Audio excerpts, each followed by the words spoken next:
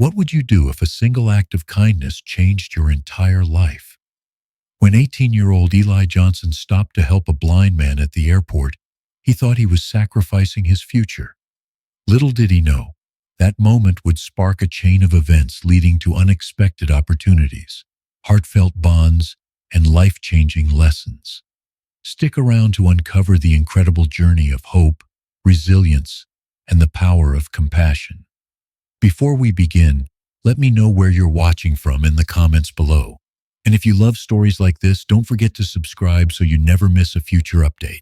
The chaos of Atlanta's Hartsfield-Jackson International Airport was palpable, a cacophony of hurried footsteps, boarding announcements, and rolling luggage.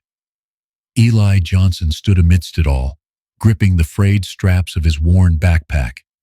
His mind buzzed with urgency.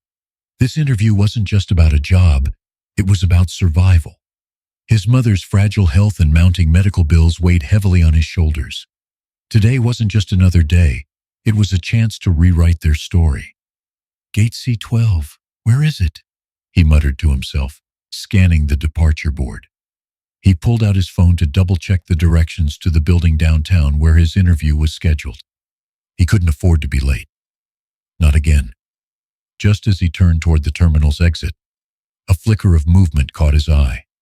An elderly man stood nearby, his posture stiff and uncertain.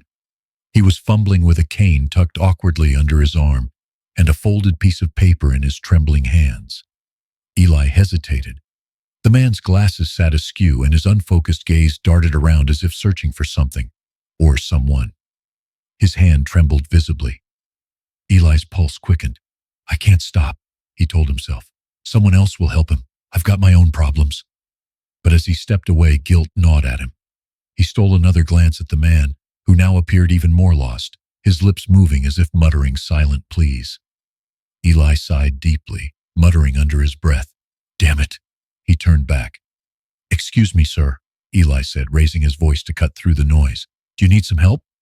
The man turned, his lined face softening with a mixture of relief and hesitation. "Oh, thank you, young man," he replied, his voice shaky. I can't seem to find my way to gate C12. My flight's leaving soon."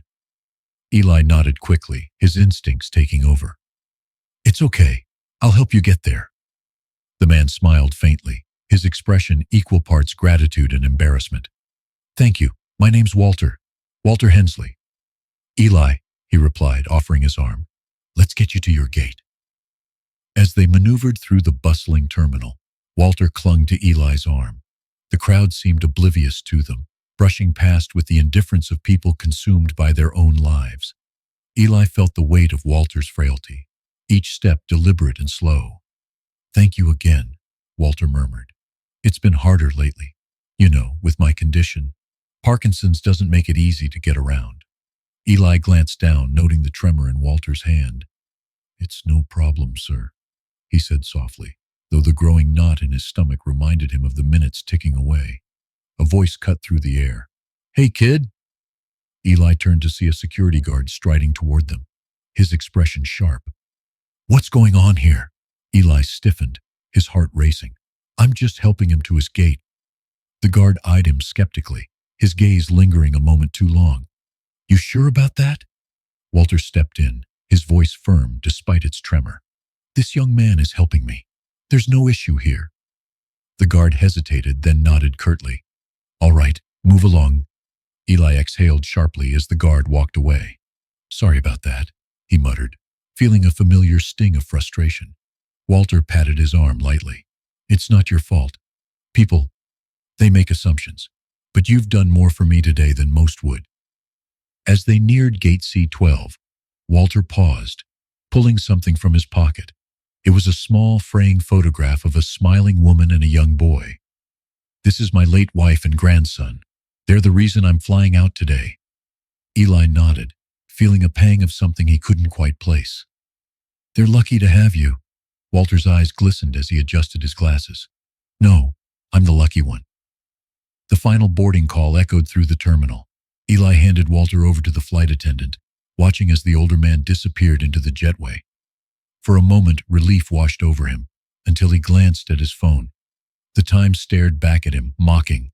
He was late. Eli sprinted through the terminal, his sneakers squeaking against the polished floor. By the time he reached the train to the downtown station, he knew it was over. The opportunity he'd clung to was gone. As he stepped into the train car, his mind replayed the day's events. Guilt and disappointment warred within him, but so did something else, a flicker of pride. He had made a choice, and though it cost him dearly, he knew it was the right one. Eli sat slumped on the train, the day's events replaying over and over in his mind.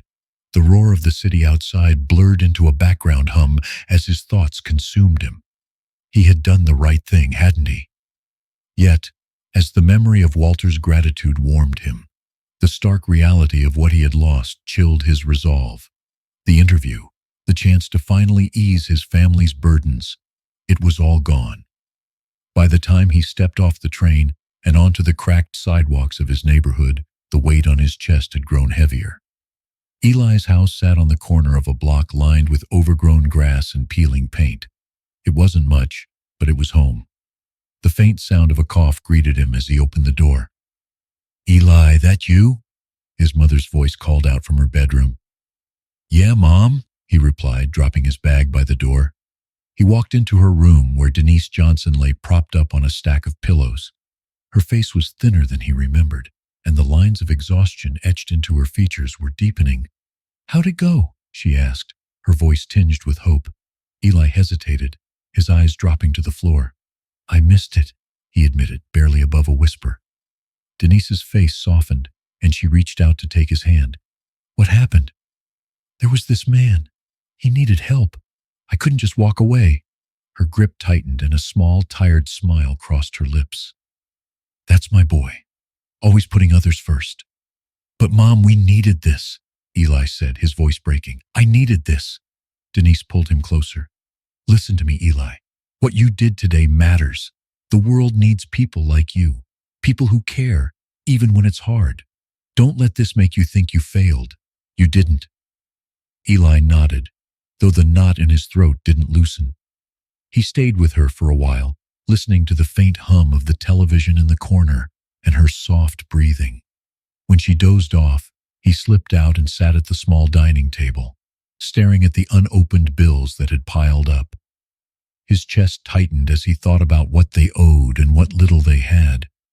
Outside, the sound of children playing on the street echoed faintly through the window. Eli closed his eyes, letting the memories of the day resurface.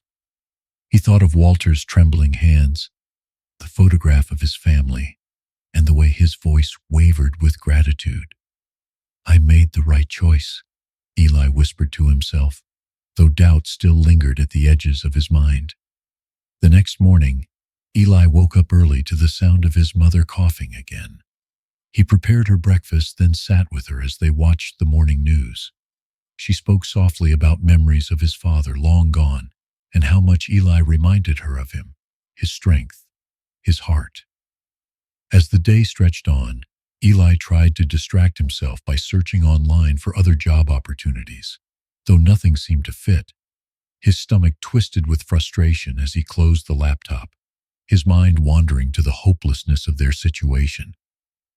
Just as he was beginning to think his sacrifice had been in vain, a sleek black car pulled up outside the house. Eli's eyes narrowed as he stepped to the window. Who could it be? He opened the door cautiously as a man in a suit stepped out, holding an envelope. "Eli Johnson?" the man asked with a polite smile. Eli nodded, confused. "Yeah, that's me." "This is from Walter Hensley," the man said, handing him the envelope. "He asked me to deliver it personally." Eli stared at the envelope in his hands, his heart pounding as he opened it. Inside was a neatly written letter. "Dear Eli, your kindness yesterday reminded me of something I had almost forgotten, that there are still people in the world who care for others without expecting anything in return. Please allow me to repay your kindness. I would be honored if you would meet me tomorrow. I believe we have much to discuss. Warm regards, Walter Hensley." Eli reread the letter, his hands trembling. For the first time in what felt like forever, a flicker of hope sparked in his chest. Eli sat at the kitchen table, Walter's letter spread out before him. The words seemed too kind, too generous, and a part of him couldn't help but feel skeptical. Who was this man, really? And why would he care so much about a stranger? Yet the flicker of hope from the day before had grown into something stronger, a cautious sense of possibility. The next morning, Eli arrived at the community library Walter had mentioned in the letter. The air was crisp, the early sun casting long shadows across the parking lot. He adjusted the straps of his backpack and took a deep breath before stepping inside. The library was quiet, the soft hum of fluorescent lights mingling with the occasional shuffle of pages. Near the back, Walter sat in a chair by the window, his cane resting against the table. "Eli," Walter called out, his face lighting up with a warm smile. "You came." Eli nodded, trying to suppress his nerves. "Yes, sir. Thanks for inviting me." Walter motioned for him to sit. "I'm glad you're here. I wanted to thank you again for your kindness. It's not something I'll forget anytime soon." Eli shifted in his seat. "It wasn't a big deal," he said, though the words felt hollow. "You needed help." "It was a big deal," Walter countered, his voice firm. "In a world where so many look the other way, you chose to stop. That's rare, Eli." For a moment, neither spoke. Walter studied Eli with a thoughtful expression, as though he were weighing his next words carefully. Finally, he leaned forward. "Tell me, Eli, what are you hoping for? What's the life you dream of?" The question caught Eli off guard. He glanced at his hands, rough and calloused from years of helping his mother with odd jobs around the house. "I just want to take care of my mom," he said quietly. "She's been through so much. I want to make things easier for her." Walter nodded slowly, his gaze steady. "That's a noble goal. But you should know, you have potential for so much more." Eli frowned slightly. "I don't know about that." "I do," Walter said firmly. "I've seen it before in my students and my own children. You have the kind of heart and determination that can change lives, Eli. You just need someone to believe in you." Eli looked up, meeting Walter's eyes for the first time. There was something in the older man's expression, a quiet conviction that made Eli feel seen in a way he hadn't before. "What are you saying?" Eli asked cautiously. Walter reached into his pocket and pulled out a small, cream-colored business card. "A friend of mine owns a shipping business here in Atlanta. They're always looking for hardworking young people. I've already spoken to him about you." Eli stared at the card, his heart pounding. "Why are you doing this?" he asked. "You don't even know me." Walter smiled, leaning back in his chair. "Because someone once did the same for me. And because I see something in you, Eli, something worth investing in." Eli swallowed hard, his emotions warring between disbelief and gratitude. He took the card, running his thumb over the embossed lettering. "Thank you," he said, his voice barely above a whisper. Walter nodded, a glimmer of satisfaction in his eyes. "The rest is up to you, Eli.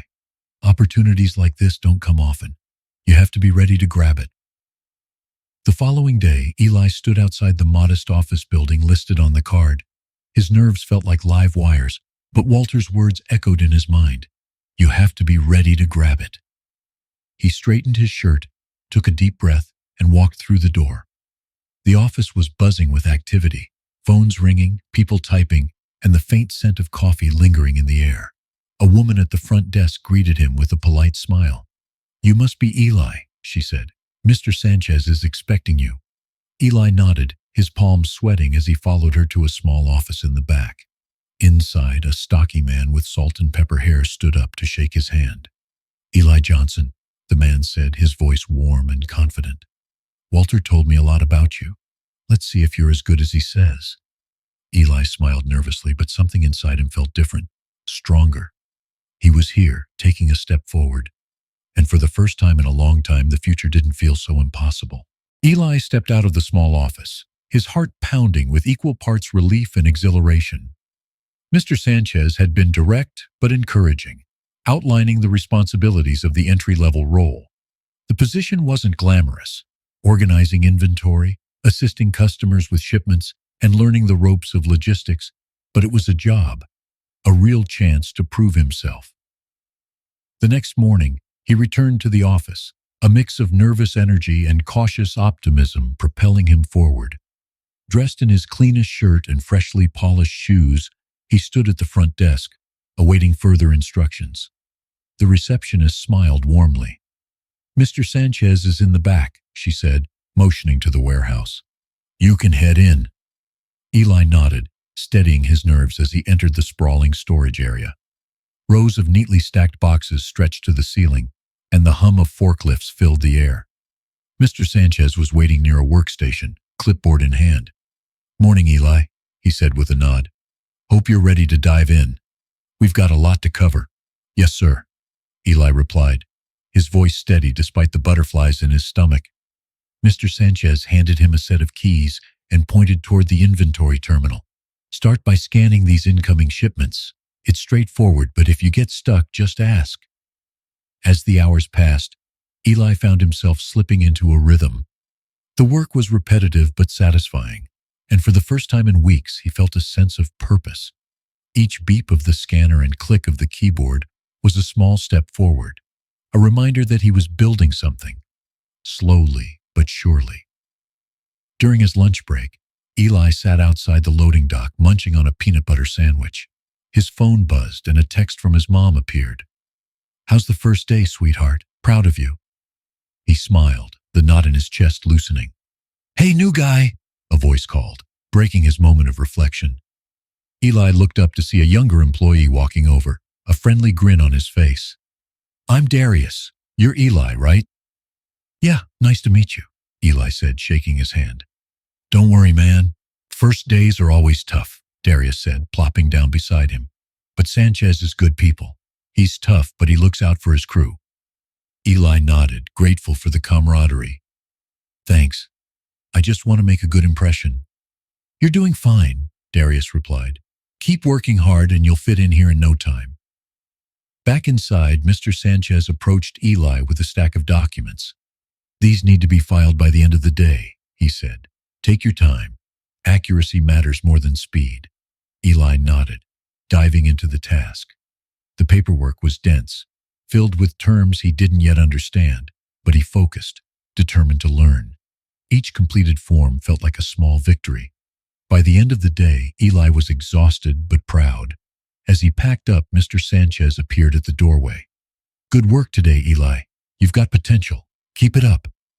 "Thank you, sir," Eli said, his chest swelling with pride. Over the next few weeks, Eli found his confidence growing. He started picking up more responsibilities, gradually earning the trust of his coworkers.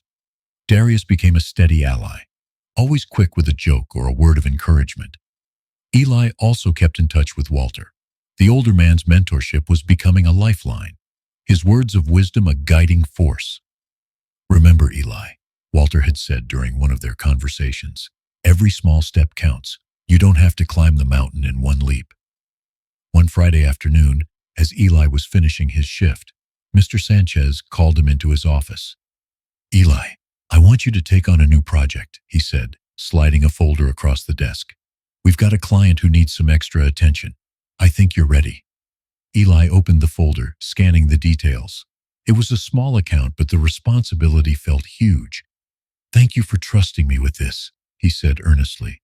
"You've earned it," Mr. Sanchez replied. "Now go prove me right." Eli left the office that day with a renewed sense of purpose. He was no longer just a kid trying to get by. He was building a foundation, step by step. And for the first time in a long time, the future didn't feel so daunting. Eli felt the weight of the new responsibility as he reviewed the client's account details late into the night. The opportunity was exciting, but doubts crept in. Could he really handle this? Walter's words rang in his mind, steadying him. "You don't have to know everything right away. Learn as you go, and don't be afraid to ask for help." The next morning, Eli walked into work with a renewed determination. Mr. Sanchez had given him a chance, and he wouldn't waste it. As he got started on the project, organizing shipments and communicating with the client, he felt the first real glimpse of confidence in his abilities. But challenges arose quickly. That afternoon, as Eli manned the customer service desk, a middle-aged man approached. His demeanor was sharp, his gaze fixed on Eli with an intensity that made him instinctively brace. The man dropped a clipboard on the counter with an audible thud. "I've been waiting for over an hour," the man barked. "You people can't seem to get anything right." Eli took a calming breath, glancing at the clipboard to verify the issue. "I'm sorry for the delay, sir," he said evenly. "Let me check the status of your shipment and see what I can do." The man's lip curled. "Yeah, you do that," he snapped. "I don't know why they have kids like you handling important orders. Maybe they don't care who they hire anymore." The words stung, but Eli forced himself to focus. He checked the records and quickly located the shipment. "Your delivery is scheduled for tomorrow," he said, keeping his tone professional. "I'll make sure it's prioritized." The man scoffed, muttering something under his breath as he snatched the clipboard back. "We'll see if you actually get it right," he sneered before walking away. Eli felt the sting of humiliation burn in his chest. He stood there for a moment, staring at the counter before Darius approached. "Hey, you okay?" his coworker asked, his brow furrowed. "Yeah," Eli lied, brushing it off. "It's nothing." But it wasn't nothing. The encounter stayed with him, the man's words echoing in his mind. That evening, as he walked home, the weight of the day pressed down on him. He tried to shake it off, telling himself it didn't matter, but deep down it did. Walter called him later that night, his voice a calm balm to Eli's stormy thoughts. "How's the project coming along?" Walter asked. Eli hesitated. "It's okay, but today was rough. A customer said some things that—" He paused, unsure how to continue. Walter was silent for a moment, then spoke with quiet authority. "Eli, there will always be people who judge you unfairly. It's not your job to prove them wrong. It's your job to prove yourself right. Don't let their ignorance dim your light." The words hit Eli like a lifeline. "Thanks, Walter. I needed that." "You've got this, son," Walter said firmly. "And remember, you're not alone." The next day, Eli returned to work with a renewed resolve. He threw himself into his tasks, ensuring every detail of the project was perfect. Darius noticed the change and offered his support, cracking jokes to lighten the mood. "Don't let them get to you, man," he said. "You're better than that." Later that week, Mr. Sanchez reviewed Eli's progress. "You've done a great job, Eli," he said, his tone approving. "I knew you'd handle this well." Eli's chest swelled with pride. "Thank you, sir." The experience had tested him, but it also taught him something invaluable. His worth wasn't defined by others' perceptions. As he left the office that evening, the city lights twinkling in the distance, Eli felt a sense of accomplishment. The journey was far from over, but he was learning how to navigate the twists and turns, and he wasn't doing it alone. Eli walked home from work, the cool evening air brushing against his face. The satisfaction of earning Mr. Sanchez's praise earlier that day lingered in his mind, but so did the weight of responsibility. He couldn't shake the image of his mother coughing at the breakfast table that morning, her smile masking her pain. As he approached their small house, he noticed the porch light flickering, a reminder of the countless things they couldn't afford to fix. Inside, Denise was sitting on the couch, a blanket draped over her shoulders. She looked up, her tired eyes brightening when she saw him. "Hey, sweetheart," she said, her voice hoarse. "How was work?" "It was good, Mom," Eli replied, forcing a smile. "We're working on a new project, and Mr. Sanchez seems happy with what I've done so far." She smiled faintly. "I'm proud of you, Eli. You're doing so much." Eli sat down beside her, the joy of his accomplishments dimming as he noticed how frail she looked. "Have you eaten anything today?" he asked. "A little," she said, avoiding his gaze. "Don't worry about me, honey." But Eli did worry.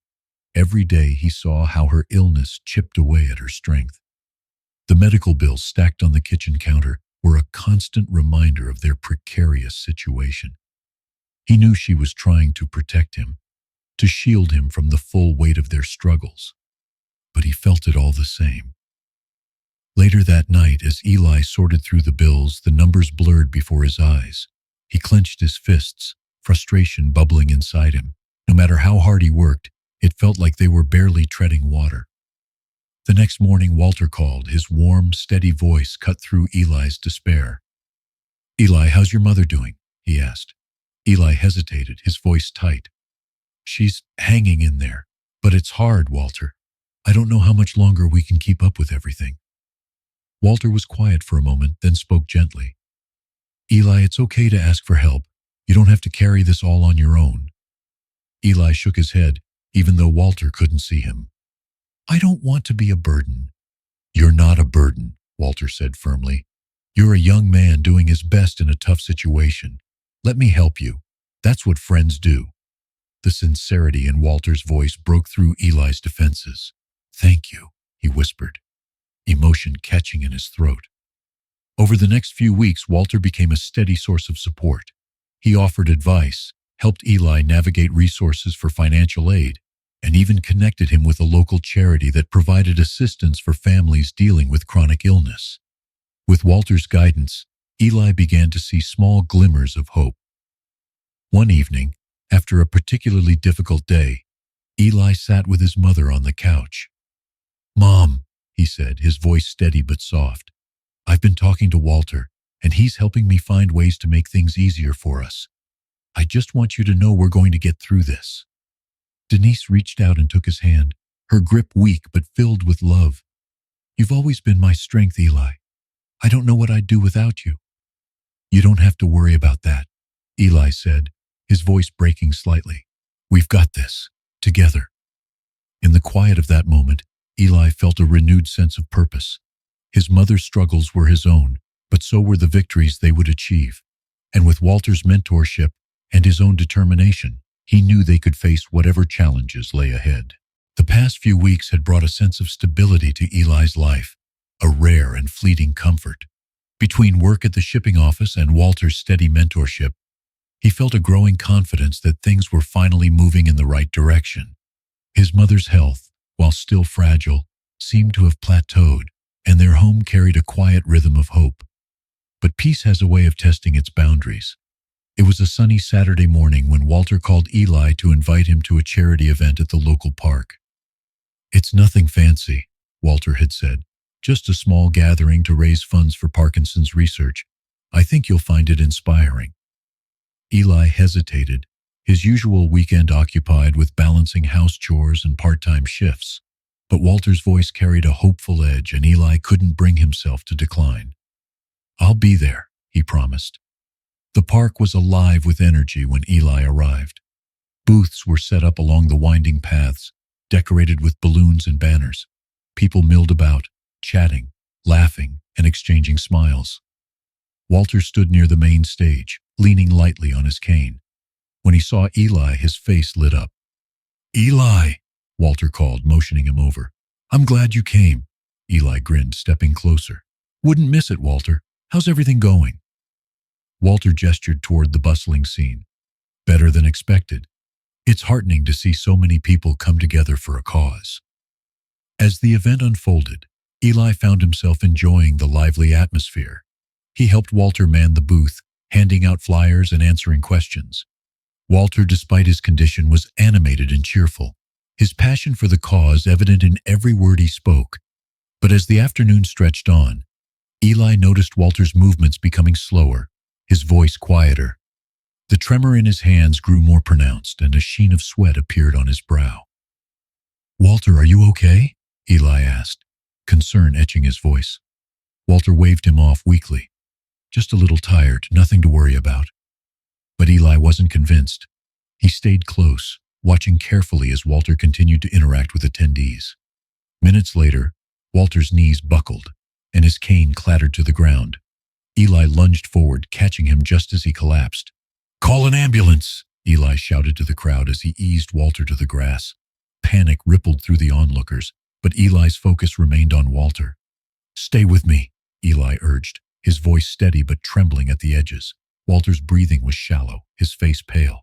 Paramedics arrived within minutes, their professionalism bringing a sense of order to the chaos. As they loaded Walter onto a stretcher, one of them turned to Eli. You did good, kid, she said. You kept him stable. That made all the difference. Eli followed the ambulance to the hospital, his heart pounding with fear. He paced the waiting room, every second stretching into eternity. When a doctor finally emerged, Eli rushed forward. He's stable, the doctor said, her tone reassuring. It was a combination of exhaustion and dehydration, but we've got him on fluids and he'll be okay. Relief flooded through Eli, and he nodded, his hands trembling. He was allowed to visit Walter's room briefly, where the older man lay resting, his face pale but peaceful. Walter opened his eyes as Eli approached. Eli, Walter murmured, his voice barely above a whisper. You stayed. Of course I stayed, Eli replied, his throat tight. You've always been there for me. It's my turn now. Walter smiled faintly, his eyes shining with gratitude. You're a good man, Eli. Don't ever forget that. The days that followed were a blur of hospital visits and updates. Walter recovered slowly but steadily, his resilience a testament to his character. Word of Eli's actions spread throughout the community, and Mr. Sanchez even mentioned it at work, his voice filled with admiration. You've got a good head on your shoulders, Eli, he said, and an even better heart.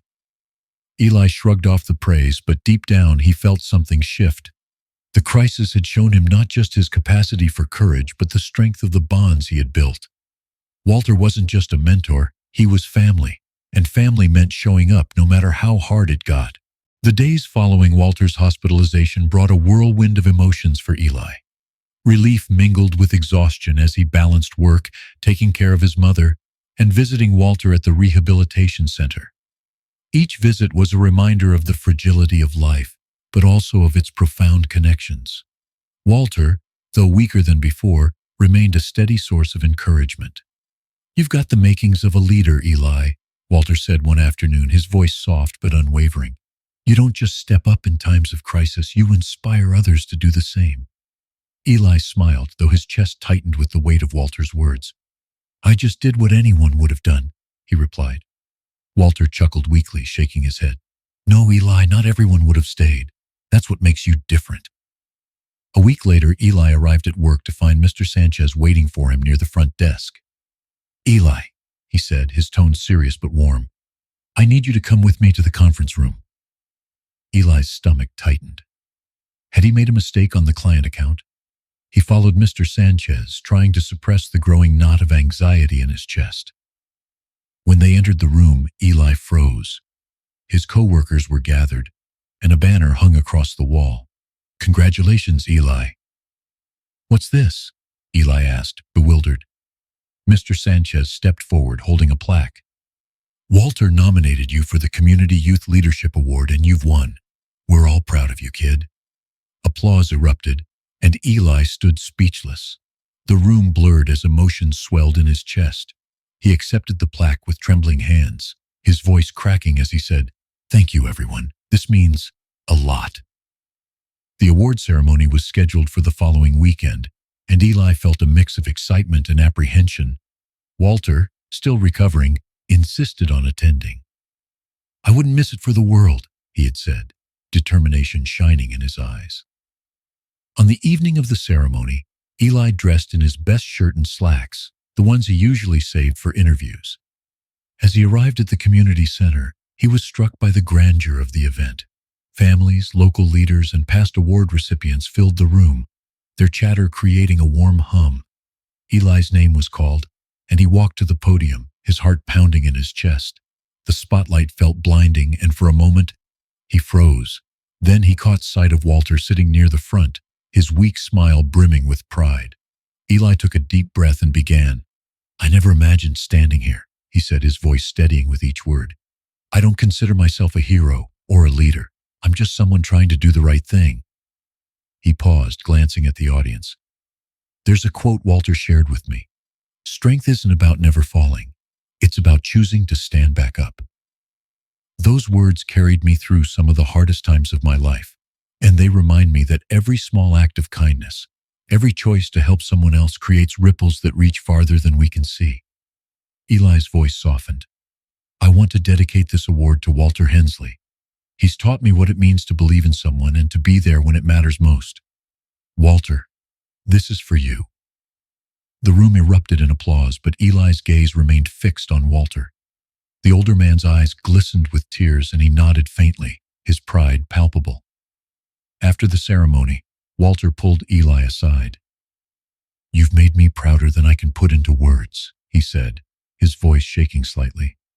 But more than that, you've proven something to yourself. Don't forget this feeling, Eli. Carry it with you. Eli nodded, his throat tight. Thank you, Walter, for everything. The drive home that night was quiet, the weight of the evening settling into Eli's heart. He glanced at the plaque on the seat beside him, its polished surface catching the streetlights. It wasn't just an award. It was a symbol of everything he had overcome and the people who had believed in him. As Eli walked into his house, his mother was waiting in the living room, her eyes lighting up when she saw the plaque. "My boy," she said, her voice thick with emotion. "I always knew you'd do something special." Eli hugged her tightly, the moment filling him with gratitude. For the first time in a long time, he felt not just hope but pride in the path he was carving. Eli couldn't have known that the award ceremony would be the last time he'd see Walter standing strong. The memory of Walter's prideful gaze lingered with him as he returned to the rhythm of work, home, and the unrelenting effort to provide for his mother. But Walter's health began to decline rapidly in the weeks that followed, and Eli visited him more frequently, each visit marked by a quiet sense of urgency. One evening, Eli arrived at Walter's home, where a nurse greeted him at the door. "He's been asking for you," she said softly, her tone heavy with understanding. Eli stepped into the dimly lit room, his heart clenching at the sight of Walter lying in bed, his frail body barely a shadow of the vibrant man he had first met. Walter's eyes opened slowly as Eli approached, and a faint smile touched his lips. "Eli," Walter said, his voice a whisper but filled with warmth. "I'm glad you're here." Eli sat beside him, his chest tight.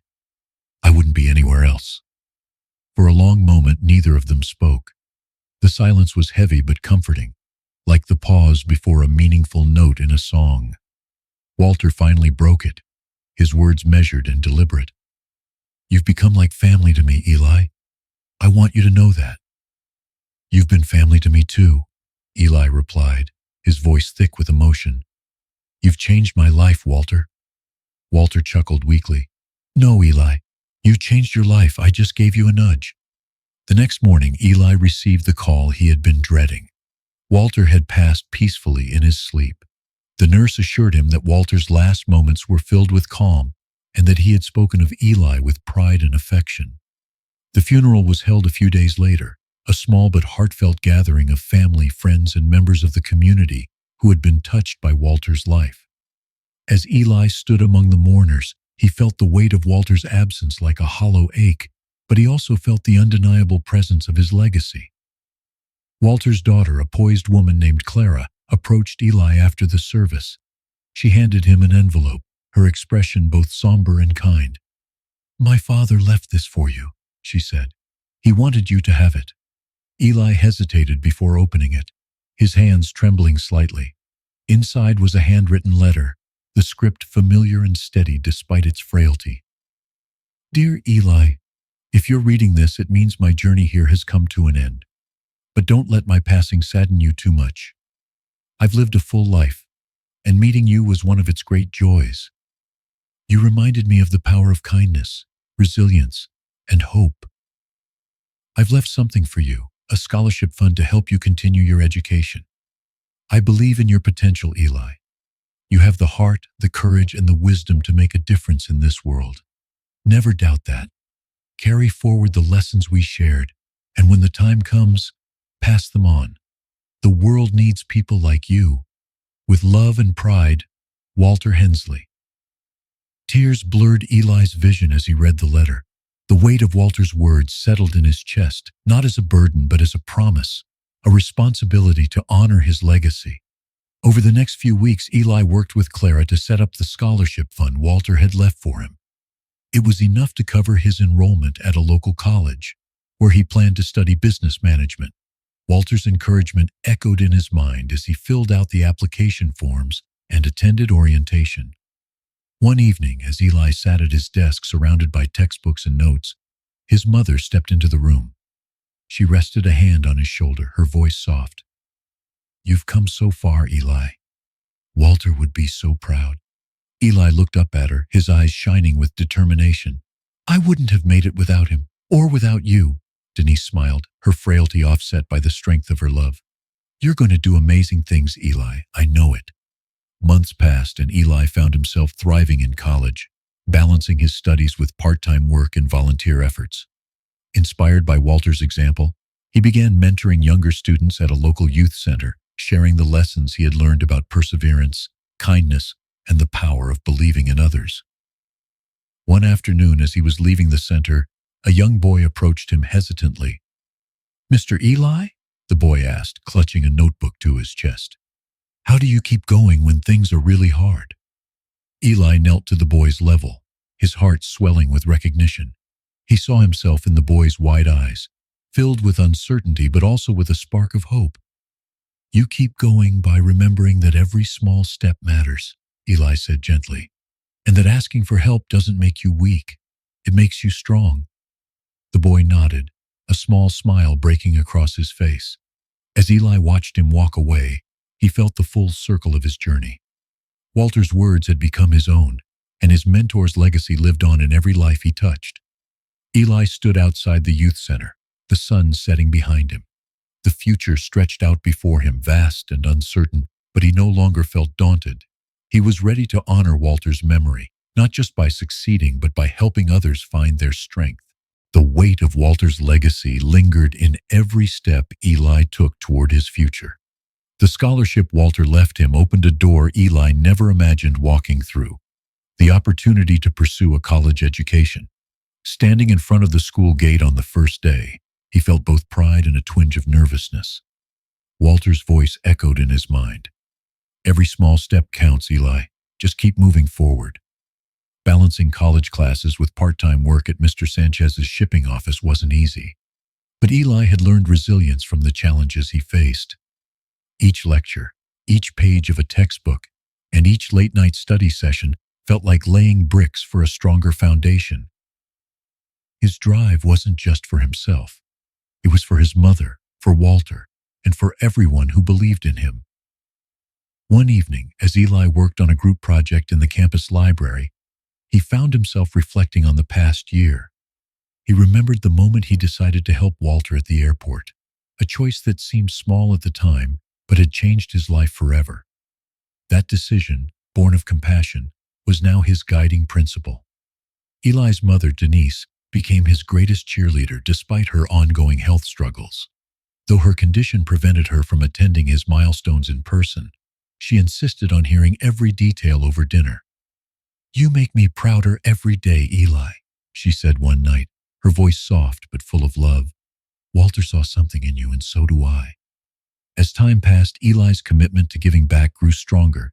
Inspired by Walter's belief in mentorship, Eli began volunteering at a youth center near his old neighborhood. The center provided a safe space for kids facing the same challenges Eli once did: financial struggles, uncertainty, and a lack of role models. Eli's story resonated with the kids, especially a boy named Jamal who reminded him of his younger self. Jamal was quiet and withdrawn, often sitting alone in the corner with a notebook full of sketches. One afternoon, Eli sat beside him and asked, "What are you drawing?" Jamal hesitated before showing Eli a sketch of a towering bridge stretching across a wide river. "It's a bridge," Jamal explained shyly. "I want to build things like this someday." Eli smiled. "You know, bridges are amazing. They connect people, help them reach places they never could on their own." Jamal's eyes lit up. "You think I can do it?" "I don't just think so. I know so," Eli replied. "And I'll help you figure out how." Those conversations became the foundation of their bond, with Eli encouraging Jamal to chase his dreams and face his challenges head-on. Jamal began to open up, his confidence growing with every interaction. Seeing that transformation reminded Eli of the power of mentorship and the importance of paying it forward. Meanwhile, Eli's work at the shipping office evolved as well. Mr. Sanchez entrusted him with more responsibilities, including supervising a small team. Eli's natural leadership skills shone through, earning him the respect of his colleagues. Darius, now a close friend, often joked, "You're going to be running this place someday, Eli." "I'll settle for surviving finals first," Eli replied with a laugh. The connections Eli forged in college also expanded his horizons. One of his professors, Dr. Carter, noticed his dedication and took him under her wing. "You've got a sharp mind and a strong work ethic," she said during a meeting in her office. "Have you thought about applying for internships?" Eli hesitated. I'm not sure where to start. Dr. Carter handed him a list of companies, circling one in particular. Start here. They focus on community initiatives, and I think you'd be a perfect fit. Eli followed her advice, applying to the program and landing an interview. Walking into the corporate office for the first time felt surreal. Polished floors, sleek desks, and people in tailored suits moving with purpose. But Eli reminded himself of Walter's words.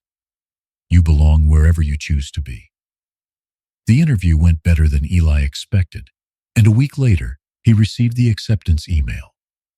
The internship introduced him to a world of possibilities, from learning about nonprofit management to networking with professionals who shared his passion for making a difference. As the months turned into years, Eli's life began to take shape in ways he never dreamed. He graduated with honors, his mother beaming with pride as she watched the ceremony from her wheelchair. This is just the beginning, Denise told him afterward, her voice trembling with emotion. You've got so much ahead of you. Eli's next step was to launch a nonprofit organization in Walter's honor, dedicated to mentoring underprivileged youth and providing them with the resources to succeed. Naming it the Hensley Initiative, Eli worked tirelessly to secure funding, build a team, and create programs that empowered kids like Jamal. At the organization's opening event, Eli stood before a room filled with supporters, community leaders, and young people eager for guidance. His voice was steady as he said, "This isn't just about helping others. It's about carrying forward the kindness that was shown to me. Walter Hensley taught me that even the smallest act of compassion can create ripples of change. Today, I hope we can start a wave." The applause was deafening, but Eli's focus remained on the faces in the crowd, especially Jamal's, who was now interning at a local engineering firm. Seeing the spark of hope in others reminded Eli of his own journey, the challenges, the triumphs, and the unwavering belief that one choice could change everything. As the sun set on the event, Eli stood alone for a moment, gazing at the horizon. Walter's voice echoed in his heart once more. Carry it forward. And Eli knew he would.